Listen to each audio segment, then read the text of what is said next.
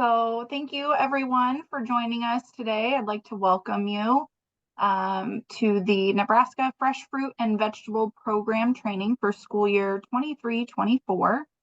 And we're certainly thrilled to have so many schools being participants of FFVP this school year. And we hope that today's training will offer you some support as you begin your FFVP operations for this school year. Not only by furthering your understanding of the program requirements, but also in an effort to answer any questions that you might have surrounding the program, especially if you are a relatively new site. My name is Lauren Christensen, and I am the Child Nutrition and Wellness Specialist for the Nebraska Department of Education. And I do see several of our nutrition services program specialists on, so they're here in their show of support of your operation for FFVP2. But I'm also joined by our director, Katie Parch, and Taylor Schorsch, who is another program specialist for nutrition services, and will also now serve as another point of contact for the Fresh Fruit and Vegetable Program.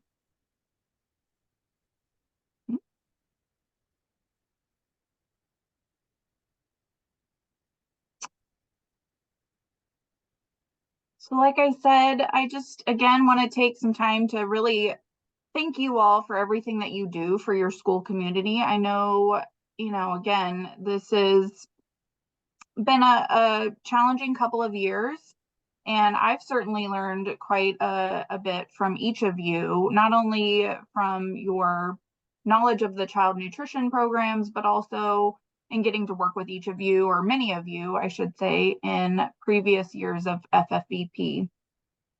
And I continue to just be amazed at your dedication and your ability to roll with those challenges. So thank you for going above and beyond. I know FFVP is a kind of an extra program, so you already have a lot on your plate just operating school breakfast, school lunch, and certainly, going the extra mile and making this a possibility for your students is not unnoticed, at least by me, hopefully by others as well too. I don't know why it won't let me, there we go. Okay, so a couple of housekeeping items here. We want you to, if you haven't already, go ahead and enter your name, first and last name, and your school district into the chat. And if you're joined by anybody else, they should also enter, or please also enter their first and last name. And I would ask that you please keep your microphone muted for the duration of the presentation portion. We will open it up for questions and answers for probably the last 15-20 minutes that we have in our time together today. But that does help minimize distractions. And as you may have noticed, we are also recording this training session, and we'll post it on our webpage. So if you would like, you can stay camera on. We love to see your faces. That's always fun for us. And then if you have any questions, we would ask just to kind of keep that separate from the chat, that you go ahead and enter those into the Q&A box.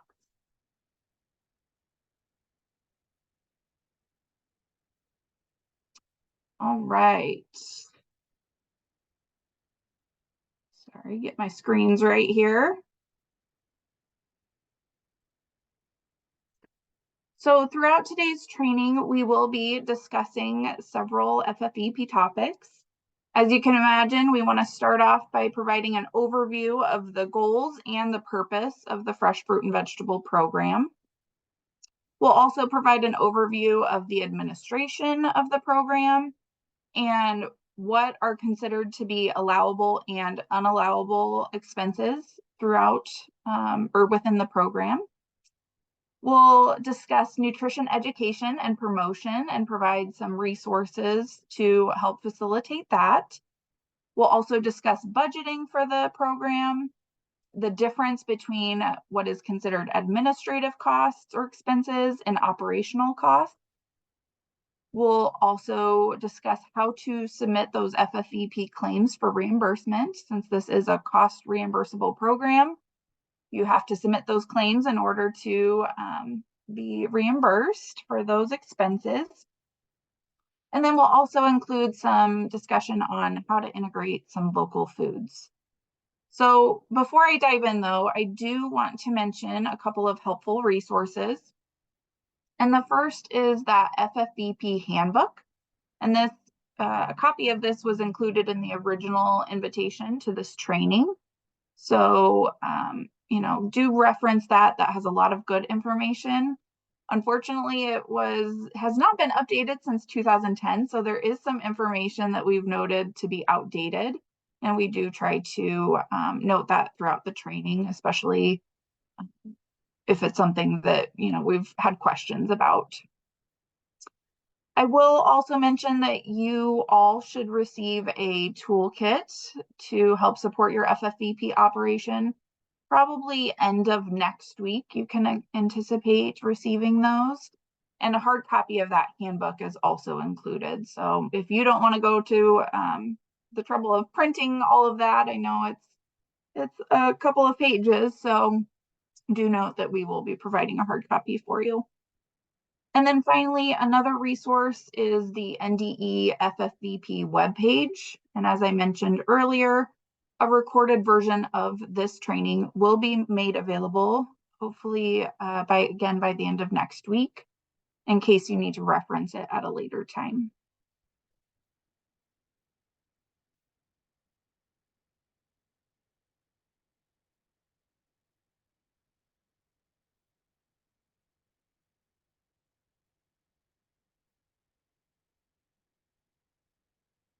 Okay, so, excuse me. So I think all of you are probably aware and understand that the primary goal of the Fresh Fruit and Vegetable program is we're really looking to increase children's fruit and vegetable consumption and also encourage them to expand on the variety of fruits and vegetables that they experience. Some of the items that you offer within FFVP may be very familiar to students. Others, maybe they've never tried before. And that could be because they don't have access to them outside of the school, or maybe they just have never considered trying it and need that little nudge with your support. And this exposure we know can lead really to healthier choices overall. But we're also hoping that this perhaps leads to increased participation in and/or acceptability of items at school breakfast or school lunch. And hopefully in turn that really yields an impact, positive impact on that child's both present and future health. And ultimately a healthier school environment is another product. And then at the end of the day, we likely know that children see this as an extra snack a few times a week, depending on the number of times that you are operating FFVP, maybe every day. But you and I know that the impact truly does go much further. So, I want you to understand that your efforts are contributing to that.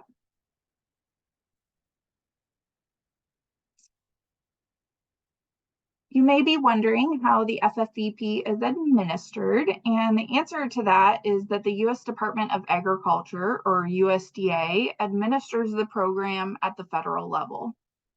Each year, the USDA determines allocations for each state agency, such as the NDE, and then our state agency is tasked with administering the program at the state level. And that means that we disperse the funds through subgrants, which you all receive. And these subgrants, like I said, are awarded to sites much like yours that have been determined to be eligible and have applied to participate. This school year, the NDE awarded 154 sites during our initial award period. However, we recognize that we would have remaining funds in the FFVP fiscal year 2024 unless we reopened that application. And so we did that, and an additional 23 sites were awarded for the second allocation period. So in total, that means we have 177 sites participating, and that represents over 53,000 Nebraska students who will have an opportunity to participate as a result.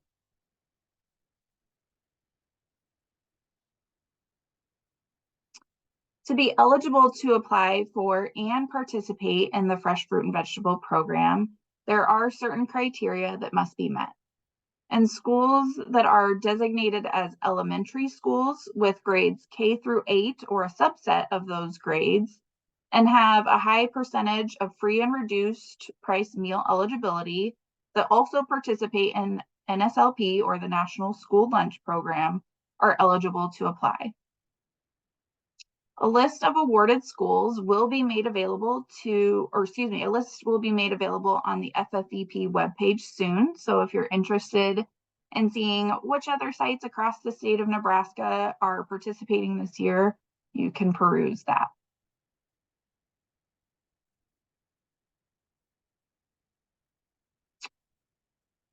Once applications are received, the NDE reviews these applications and awards as many sites as possible within the available funds.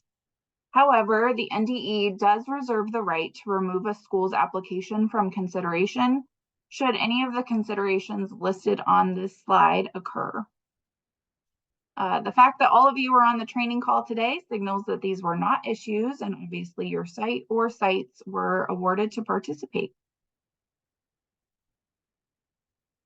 So now let's move on to talk a little bit more about how funds are dispersed. Funds for FFVP are awarded in 2 separate allocation periods, the first being from July 1 through September 30th, 2023, and the second being October 1st, 2023 through June 30th, 2024. Please note that funds not spent during the first allocation period cannot be rolled over for use in the second allocation period. And likewise, you can't utilize funds in advance. So you can't, if you run out of funds for the July through September allocation period, you can't dip into the second allocation period funds. I do also want to point out that this doesn't apply to those SFAs that were awarded during the second round, as these sites were awarded funding specifically for the second allocation period of October 1st through June 30th. And this is partially due to the way that FFVP funding works in Nebraska. Our state fiscal year runs a little bit differently than the federal fiscal year. And because of this difference and annual FFVP funding increases from USDA, we again recognize that we would not have excessive funds remaining in fiscal year 2023, but we would for fiscal year 2024 had we not reopened the application.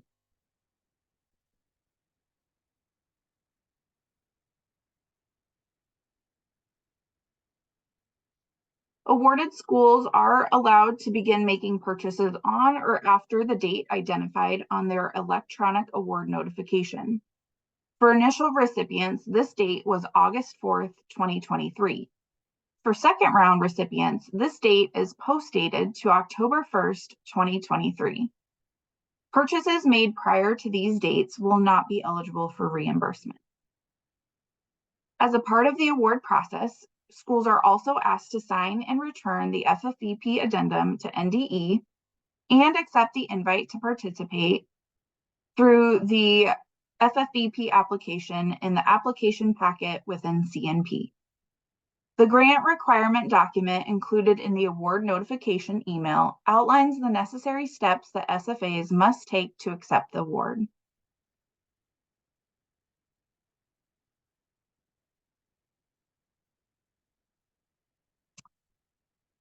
All right, so now that we have an understanding of the administration and the award process for FFVP, let's get to the fun stuff. Let's talk about how you're going to run your fresh fruit and vegetable program.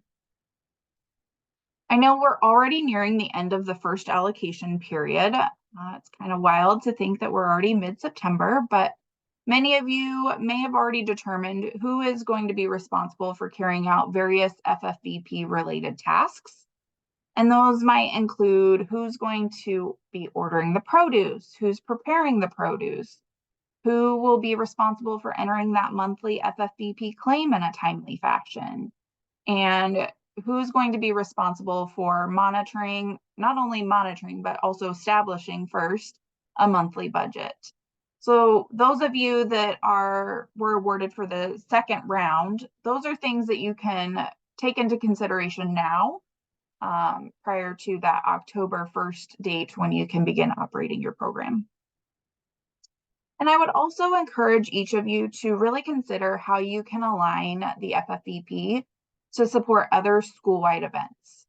So those might include your farm to school efforts, Halloween parties, Red Ribbon Week, Crunch Off, which I will shamelessly plug throughout this presentation, and Nebraska Thursdays, where you're really trying to introduce students to local foods.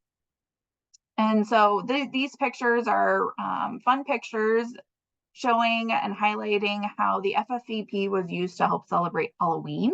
So you see some banana ghosts and some pumpkin face cutie oranges. And, I have 2 kids myself, and I just know that if they got this at school, they would just be delighted and think that that was so fun, and probably come home and say, Mom, why don't you ever do these fun things? With that in mind, though, I did want to point out that alternate funds would be needed to pay for the chocolate chips and the food safe markers, as those cannot be purchased with FFVP funds. And as you can imagine, this all likely takes some coordination with other staff members. So your administration, your teachers, your custodial staff.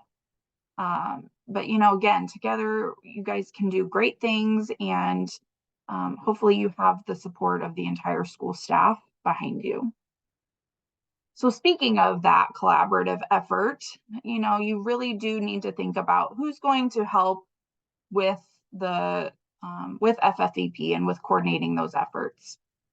That is likely going to consist of a fresh fruit and vegetable program coordinator at your school. That might also be the same person that wears the food service director hat, or one of your school nutrition staff. But it's also really beneficial to have the support of the administration behind you, your bookkeeper, likely, the health office, the school nurse. They can maybe provide some nutrition education support. Teachers obviously can have a large role in this, not only in the service of FFVP, but maybe they're assisting with nutrition education. We know custodians are involved. And this is also a great way to get parents involved. So, inviting your parent-teacher organizations to help volunteer. Maybe they're helping gather resources or activities for use in nutrition education, or maybe they're helping with the service of FFVP too, if you're maybe short-staffed. Your student government is also another possible opportunity or partnership that you can tap into. So maybe your 5th graders are going to help create a bulletin board, or maybe they're going to help serve the FFVP to the younger classrooms, things like that. So, again, have those conversations and work together collaboratively with your school team to help identify where some of those partnerships lie. From an external partnership standpoint, community partners also serve a great purpose within this program and can be really beneficial. So really think about what is available to you in your surrounding community. Maybe that's Nebraska Extension. Maybe you have a local grocer or a local farmer or producer that is willing to come speak to the students. Maybe at your local hospital, you have a dietitian that is willing to help provide some nutrition education. Or maybe there are some nutrition classes at a local community college that they're willing to kind of come in and collaborate on some of the nutrition education or promotional efforts. So there's lots of possibilities. You can get creative as you would like with those. But I do encourage you to seek those opportunities out.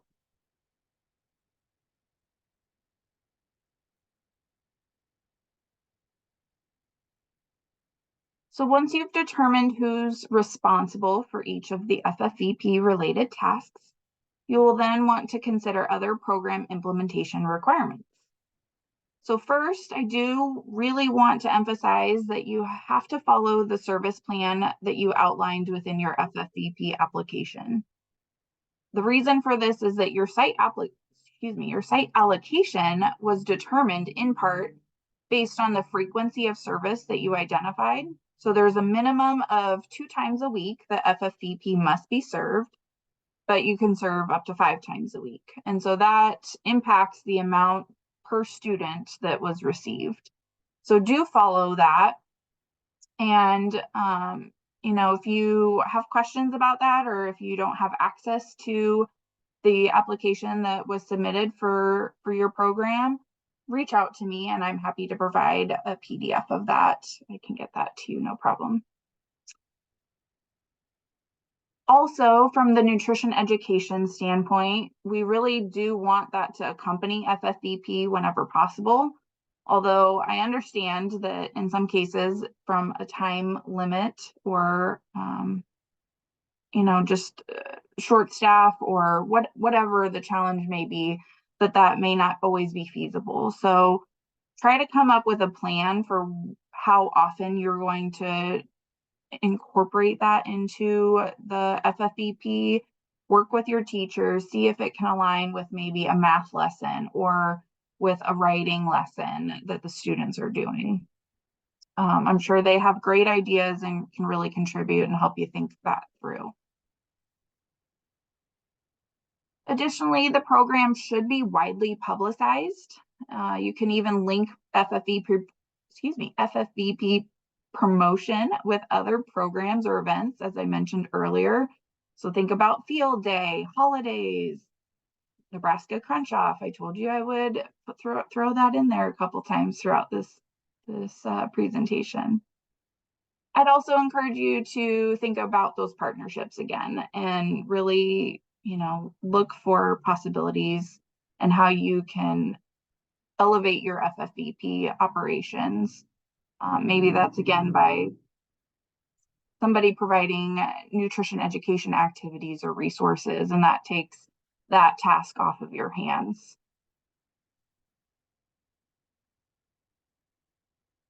In terms of who can participate in FFVP, that would include students enrolled in a participating FFVP school, again, in grades pre-K through 8.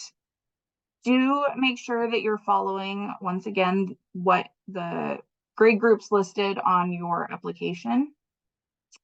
So if you were approved for grade groups of K through 5, but maybe you have pre-K, note that we don't have any remaining funds to increase your allocation. So while they can certainly participate if your funds allow, that is kind of up to you.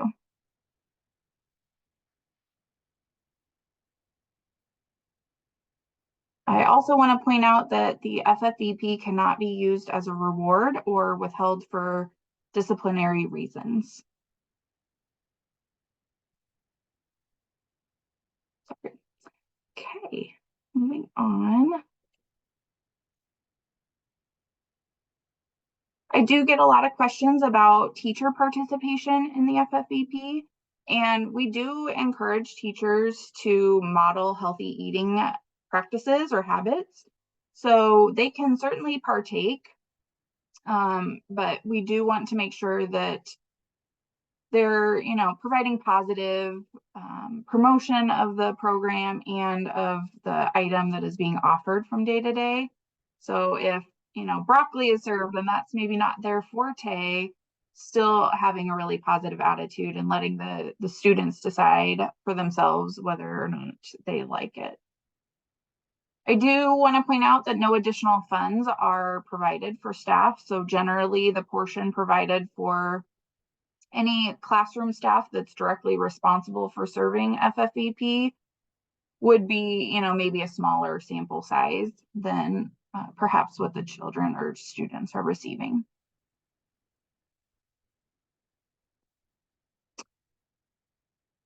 And then two important considerations, or two key considerations rather, are that Fruits and vegetables may only be served at school. So during the pandemic, there were waivers that were available.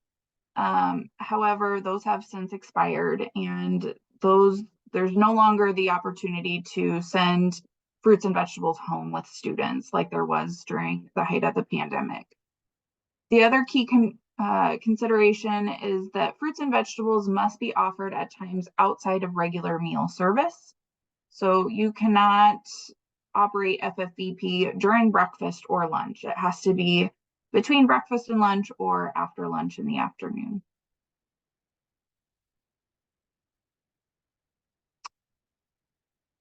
Each site can really determine where FFVP service works best for them. I would say for the majority of sites, the service is done in the classroom and perhaps part of that nutrition education like we talked about. Other sites may have found that serving from carts or stands in the hallway is conducive for their site, or maybe they have all the students come together in the cafeteria, or groups of students come together in the cafeteria outside of meal times. And that would be, maybe in instances where they're providing group education, or maybe have a special guest. Otherwise, it could also be if you know that there is a particularly messy snack. Pomegranates is one that I've heard backlash on, although I know that students love that. So, really thinking through what works best for your site, and you have the flexibility to follow that.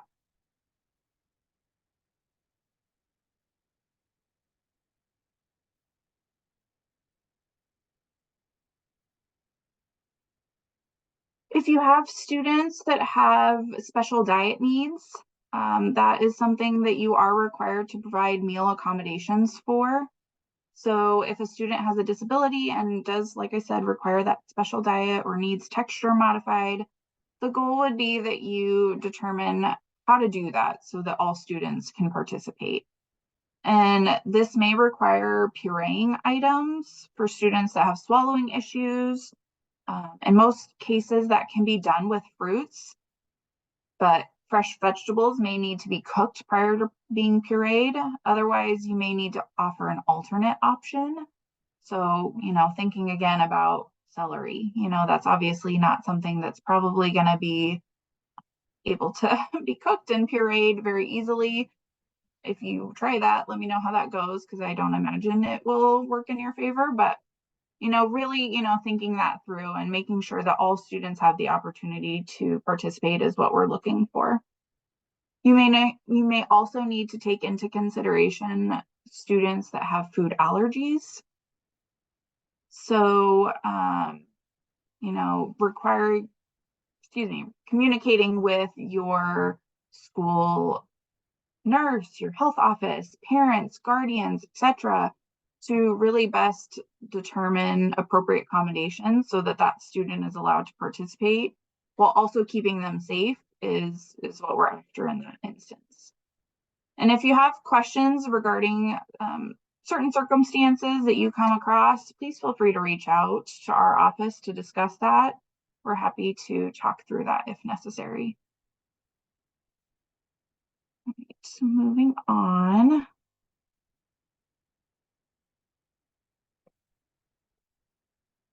So of course, like with all child nutrition programs, food safety guidelines must be followed.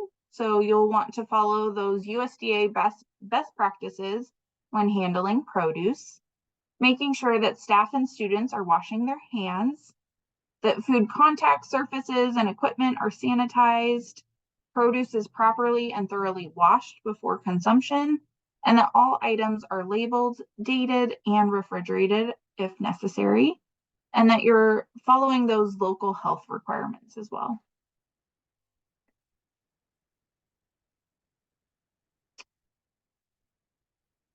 So talking through allowable purchases, we know that obviously fresh fruit and vegetables are allowable.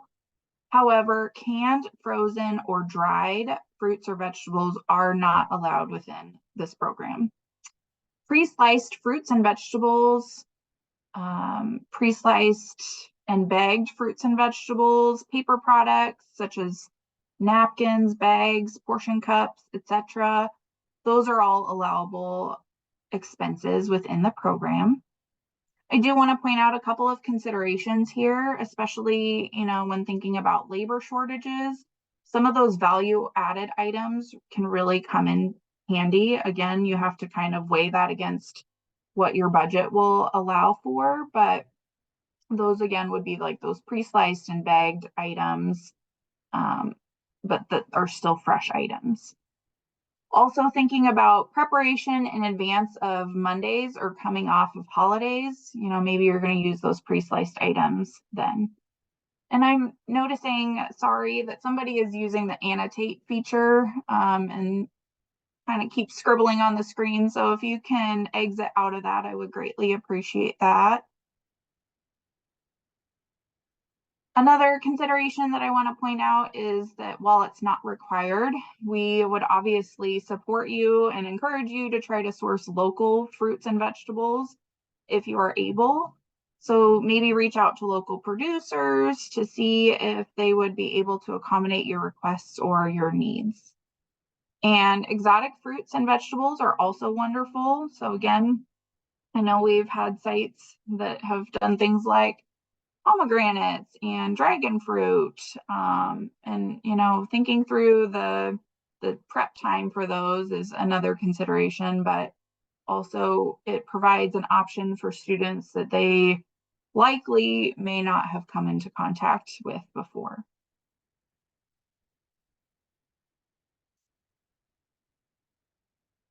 As with our other child nutrition programs, the Buy American provision does apply to the fresh fruit and vegetable program as well.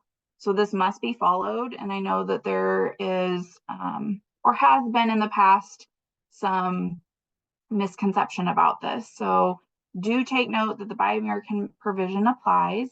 And under this provision, if you're not familiar with it, SFAs will, to the maximum extent practical, purchase American grown product. So these would include products within the continental United States, but also from Guam, American Samoa, Virgin Islands, Puerto Rico, and the Northern Mariana Islands. There are limited exceptions to the Buy American provision, and those include products not produced or manufactured in the U.S. in sufficient and reasonable quantities of satisfactory quality. The other exception is if competitive bids reveal the cost of the U.S. product being significantly higher than the non-domestic product. Documentation must be kept to justify the use of an exception when purchasing a non-domestic food product. And this form can be found on the NDE website under Forms and Resources under the Buy American tab. And I will drop that link into the chat if you would like to have that handy. I did also want to mention that fruits and vegetables purchased with DoD fresh entitlement dollars cannot be also claimed for FFVP reimbursement. This is one of those errors in the Fresh Fruit and Vegetable Handbook.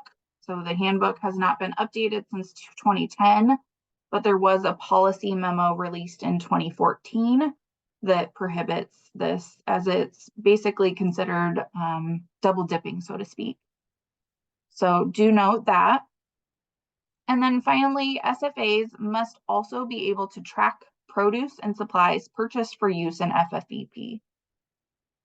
So in some cases, we just want to make sure that you have a reliable tracking method so that items that you're perhaps purchasing for other school meals are not mixed up with items that you're serving for FFVP, and that those claims reflect only the items that were used in the fresh fruit and vegetable program.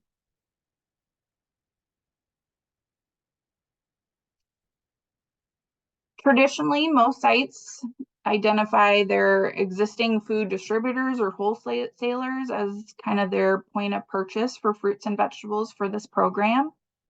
If you have an existing contract, you can likely make a revision to purchase additional fruits and vegetables.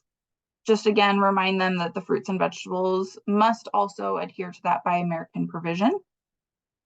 You could also purchase direct from local producers, farmers markets, local grocers, school gardens, or greenhouses. Again, when purchasing from local grocers, they should still be able to supply you with a list of American grown items so that you can adhere to that Buy American provision.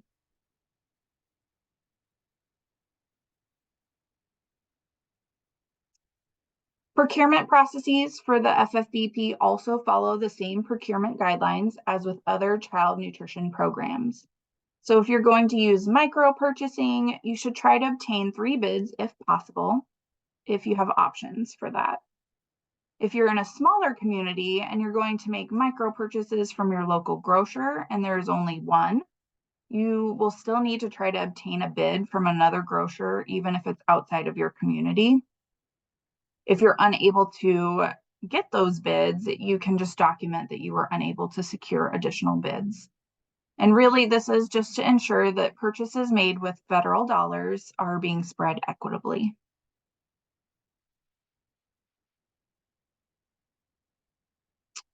So I know we've kind of hit this hard, but obviously the goal of FFVP is to introduce children to new fruits and vegetables.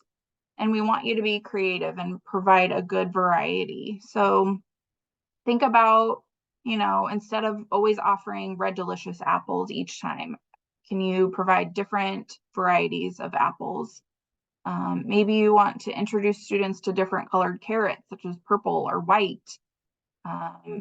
Maybe you're going to have them try something like star fruit or dragon fruit. And one of the things, this was a long time ago when I went through undergrad, but I can still very vividly remember going to a school and providing nutrition education, and we were doing taste tests and we brought kumquats with us, and it was really fun to see the students try those for the first time and see their reaction and kind of get their feedback on that. So those are things to consider as well. Another idea would be to do taste tests. So this could be where you maybe get a couple different types of, let's say, oranges, maybe a navel orange, a blood orange, and a Valencia orange.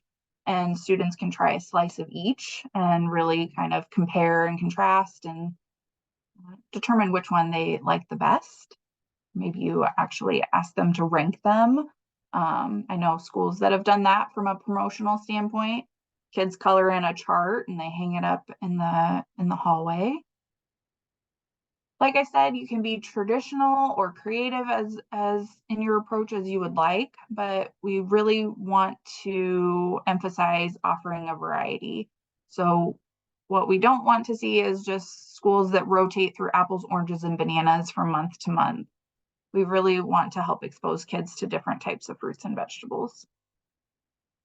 And I should also mention too, a lot of times we know that fruits are easier maybe within this program, but please don't shy away from offering vegetables and offering them, several times throughout the month, because I think in a lot of cases, vegetables are a little bit harder for children to accept, depending on the child and depending on the type of fruit or vegetable. Oops. We did already talk a little bit about some of the things not allowed in the FFVP, and those are canned, frozen, or dried fruits and vegetables. Additionally, processed or preserved fruits or vegetables, fruit and vegetable juices, fruit snacks, smoothies, fruit dips, and peanut butter are not allowed within the FFVP. So if those are things that we identify on your claim, unfortunately, we will have to deny those costs, and another funding source, such as your general fund, would have to offset the cost of those items.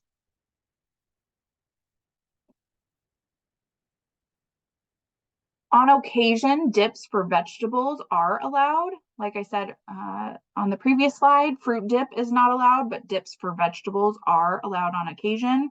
Again, emphasizing on occasion. So we don't want you offering ranch with every single vegetable that you serve, but we recognize, in some cases, if you're gonna serve maybe a lettuce salad or something like that, or celery, or what have you, once in a while offering a low-fat yogurt-based or other low-fat or non-fat dip would be allowable.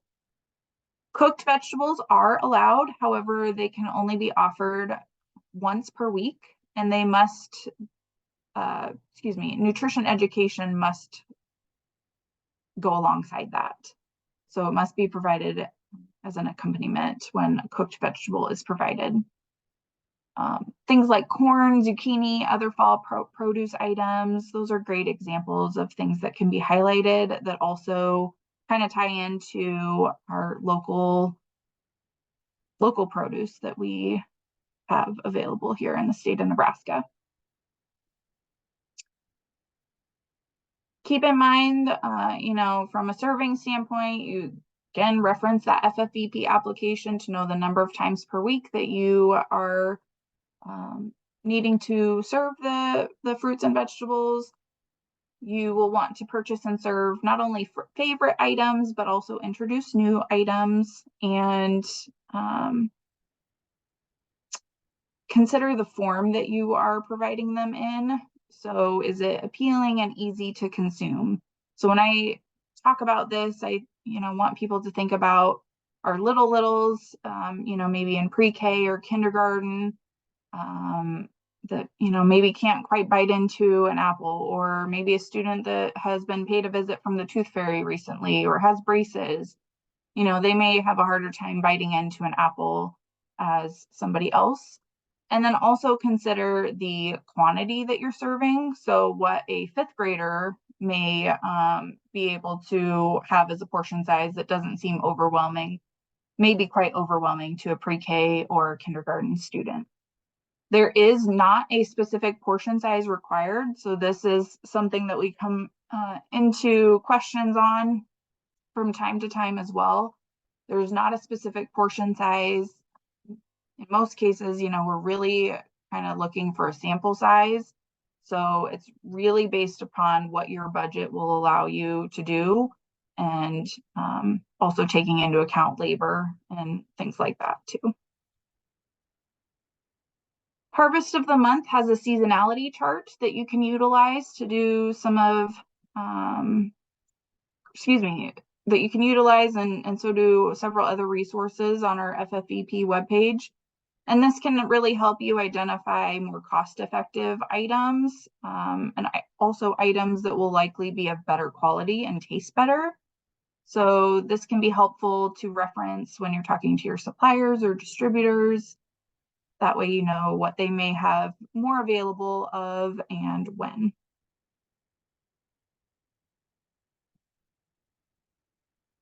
All right. Ideally, we would like to see operating costs around 20% or lower. So when those operating costs go beyond 30% of the claim, we're going to typically ask for additional information. Time certification sheets, invoices, and technical assistance may be provided. So in terms of operating costs, what we're referring to there is those are costs associated with acquiring, delivering, preparing, and serving fruits and vegetables. This would be your fruits, vegetables, low-fat dips, your non-food items like napkins, paper plates, delivery or distribution charges or mileage, and then labor, salary and fringe benefits for employees who are preparing the produce and serving the produce, or perhaps involved in cleanup. So like I said, try to keep those closer to 20%. If they go beyond 30%, we're going to probably ask for some additional details. Administrative costs. These are limited to 10% of the school's total FFVP grant.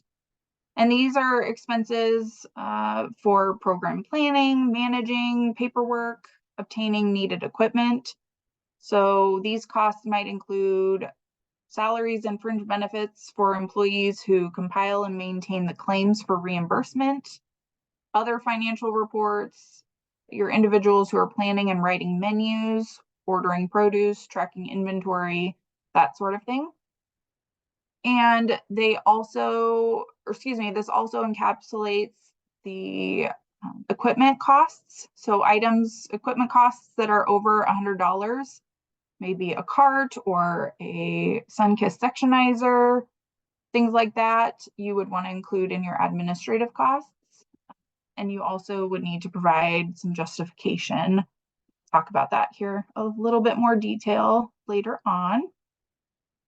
I do want to point out that I know we have a couple of SFAs that work with food service management companies or FSMCs, and just want to reiterate some of the information from the RFP surrounding this program.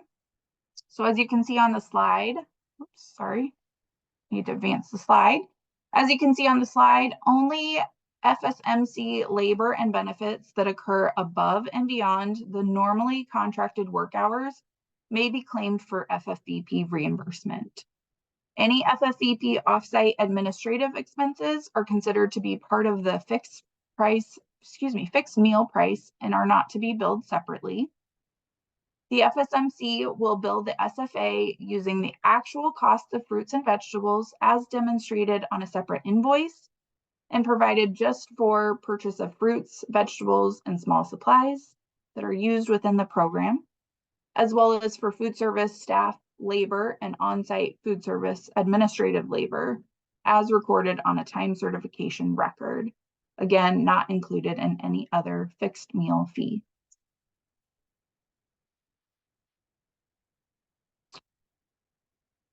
SFAs are to retain copies of the school's FFVP application and agreement, purchase and procurement records, invoices and receipts, time certification records, and service calendars and production records. And these records must be maintained for 4 years.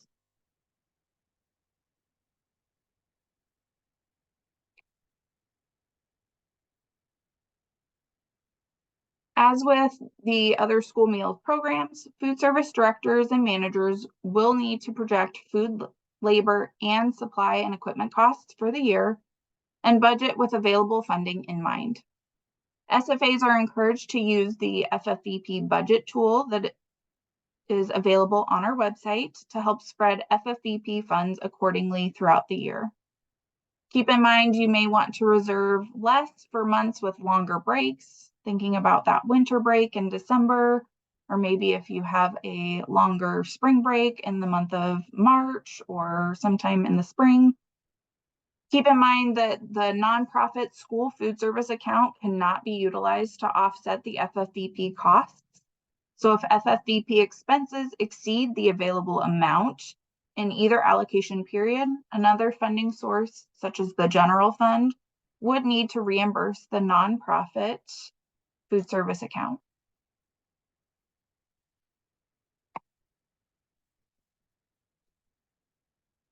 And I've mentioned time certification records a couple different times here. These are required to be maintained for all operating and administrative labor costs submitted on the monthly FFVP claim. You don't need to submit them unless we request them from you, but they should be readily accessible. And we would also encourage staff to list their start and end times rather than just the total hours worked, and make notations of what items were prepared or what FFVP related tasks were completed. Like I said, these may occasionally be requested by NDE during the claim review process, so they should be readily accessible.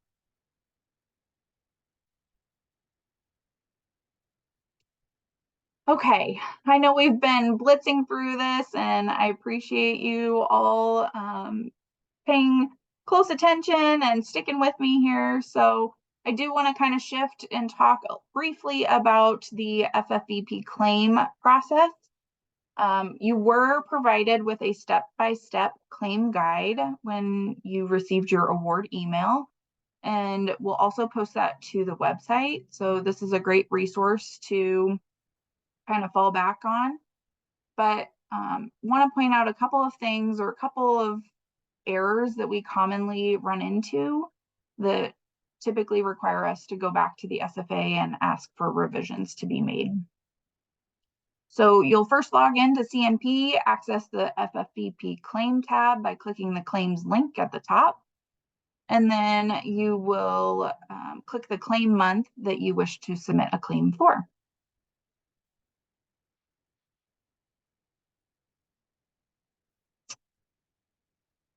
Next, you will click on the red Add Original Claim button and select Add next to the site for which you want to submit a claim.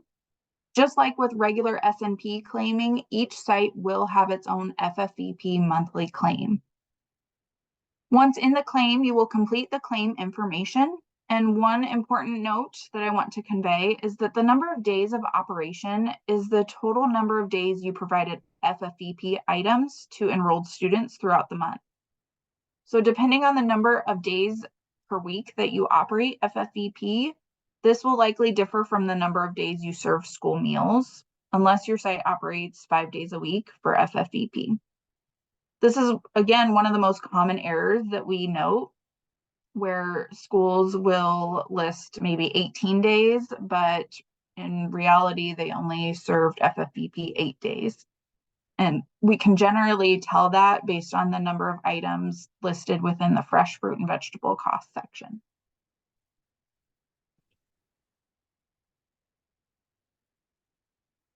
On the fresh fruit and vegetable cost page, you'll enter the product description, invoice date, size, weight of shipping unit, number of units, and cost per unit, and the total unit cost will automatically populate. Only fresh fruits and vegetables should be entered in this section. On occasion, sometimes low-fat dips are claimed under this section when they should really be added under the operational cost tab.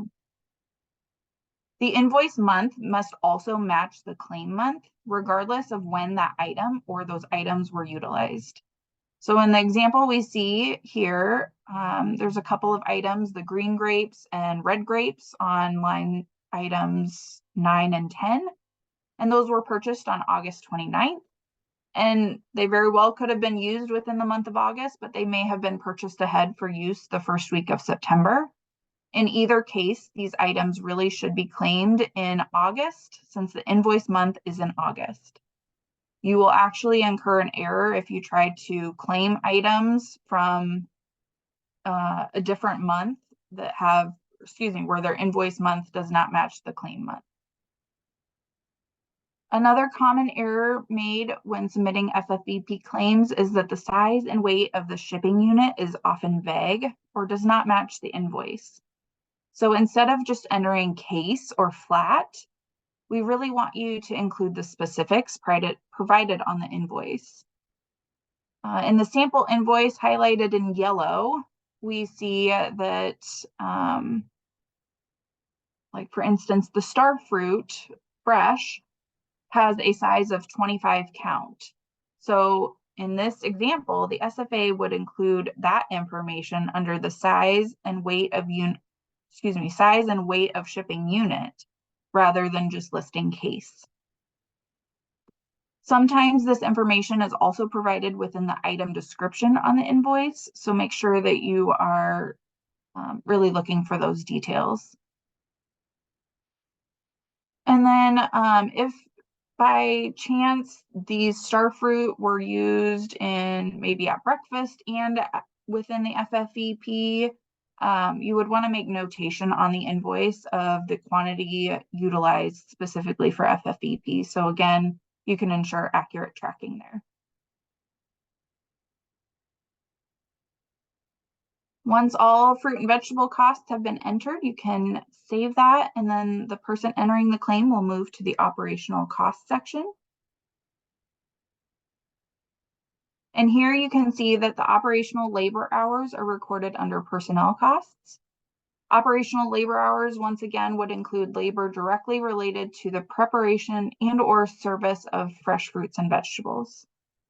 Additionally, light or low-fat ranch or other vegetable dips, bags, plastic cups and lids, and delivery charges could be claimed under operational costs under the small supplies and other operational costs section. SFAs should strive again to keep these operational expenses below 30% and ideally closer to 20%. as the bulk of your funding should really be spent on fruit and vegetables. Again, once those operational costs have been entered and saved, the person entering the claim would move to the administrative cost section. Oops.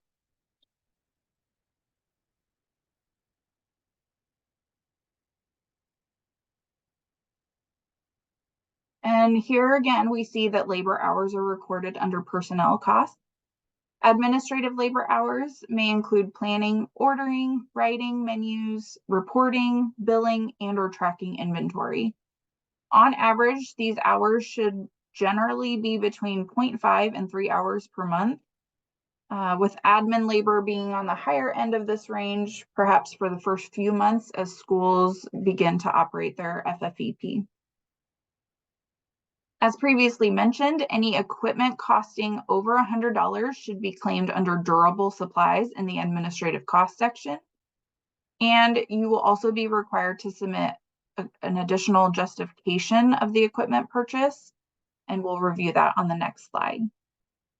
Keep in mind that these administrative costs are limited to 10% of the total grant. So as a best practice, these costs on a monthly claim should not exceed 10% of the claim amount. If costs exceed 10% on a monthly claim, technical assistance will be provided.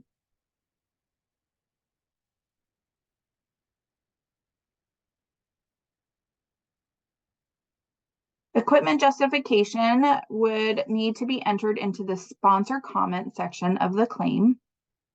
And this should include an explanation on why additional equipment is needed and why current equipment cannot suffice, the extent of the program, for instance, how many days a week the program is offered, and any other information that will support the request for additional equipment. I would also suggest that you indicate whether the equipment will be used for the sole purpose of FFVP or whether it will be used on other programs. If other school meal programs will be utilizing this equipment, the cost of the equipment would need to be prorated based on the percentage of usage for FFVP.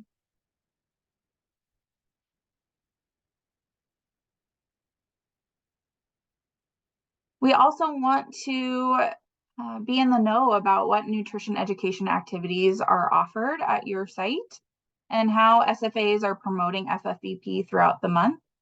These are required fields, so if left blank, an error will populate, which will prevent the claim from being submitted. Also, I want to point out that a response of not applicable or a similar response will not be accepted, and the claim will be returned to you so that you can provide additional details for those items. And again, we'll talk through these a little bit more, nutrition education and promotion, in the next couple of slides. So once all this information has been entered, you can click Save, and then you'll see this slide come up. So you do want to make sure to click that red Submit for Payment button and not just exit out. You're not quite done until you hit that red Submit for Payment button. If you miss this step, the claim will remain in pending status, and in order for us to review and approve claims, that claim must be in pending approval status. Once done, you may wish to click the back button, and this can take you to the Fresh Fruit and Vegetable Claim Summary dashboard.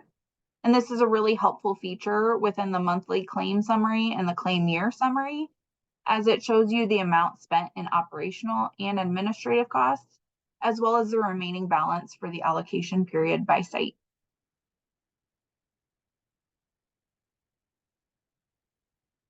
And going back to budgeting for just a quick second, if you pay attention to those grant period details, this can really help you to stay on track budget-wise and or refigure your budget as necessary, especially as you get closer to the end of the allocation period and or the school year, to make sure that you're spending your grant funds down appropriately.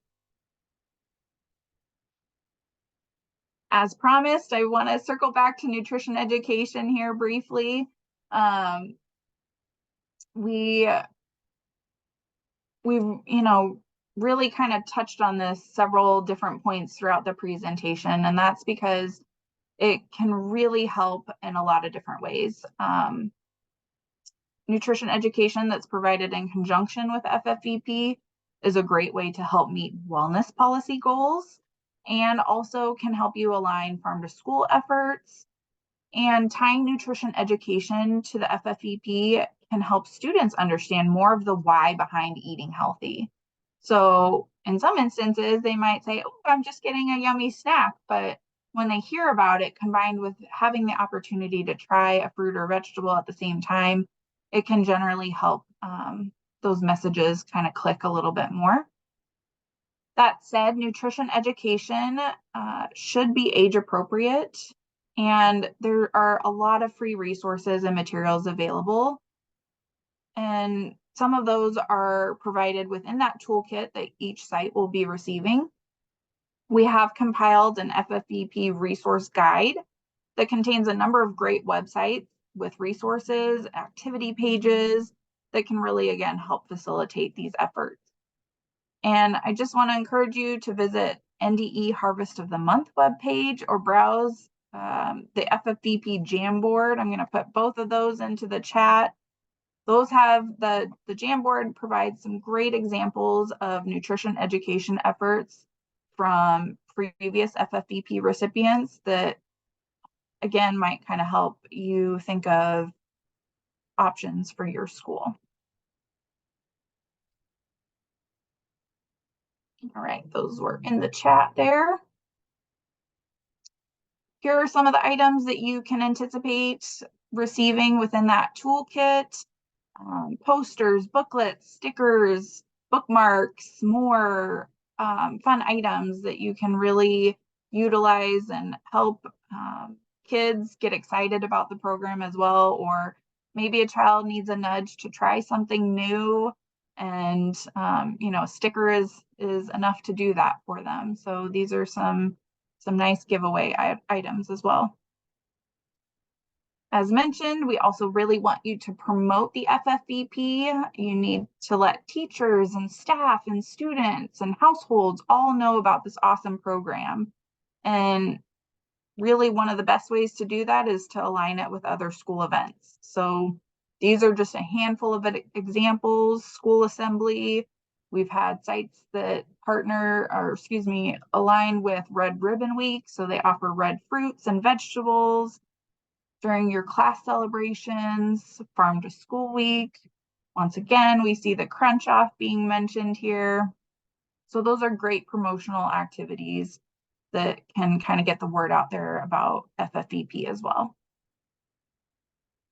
And again, within the toolkit, you will receive some promotional materials, signage.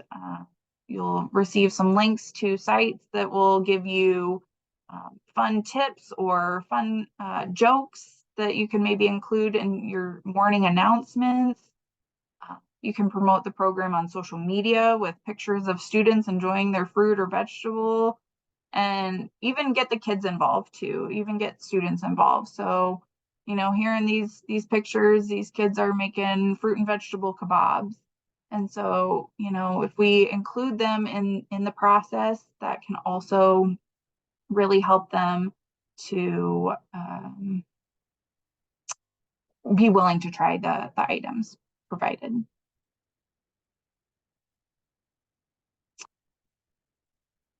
And if you haven't already, I know I've said it several times, you should consider registering your school or schools to participate in the Mountain Plains Regional Crunch Off. And this is in celebration of Farm to School Month. So this event aligns really wonderfully with the FFVP, as it's encouraging participants to crunch or bite into local produce. That could be an apple or other seasonal crunchy fruits or vegetables, but we really want many sites to participate, and some of that is a little bit of a competitive nature from our part. We've brought this award home for the past 4 years to Nebraska, and we're looking for the 5th year. So really, again, a great way for you all to get involved and align with farm to school efforts. So you can click you can't click this link, but I will send the slide deck here You can also scan this QR code, or you can register by going to our Crunch Off webpage on the NDE website.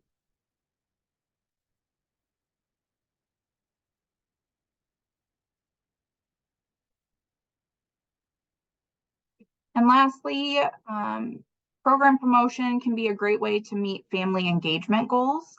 So maybe you decide to utilize one or many of the following examples, but it can really help connect parents and guardians and other household members to the happenings within the school day. So these are some great options to consider as well. Here's a couple of our resources that were mentioned throughout. And again, I will drop this slide deck into the chat box here for those of you that didn't catch it at the beginning. But with that, again, I just want to thank you for not only your time and attention today, but also for helping make this program a possibility at your school. And we'd be happy to help answer any questions you may have. So feel free to type those in the Q&A box. I don't see any in the Q&A. If you type them in the chat, we'll kind of go hunting through there here. But you're also more than welcome to unmute and ask any questions that you have. I've listed both my contact information as well as Taylor's here, so you can snag that and reach out to either one of us with questions. We're more than happy to help support your efforts. And one more slide here. So with that, like I said, we will be happy to take questions.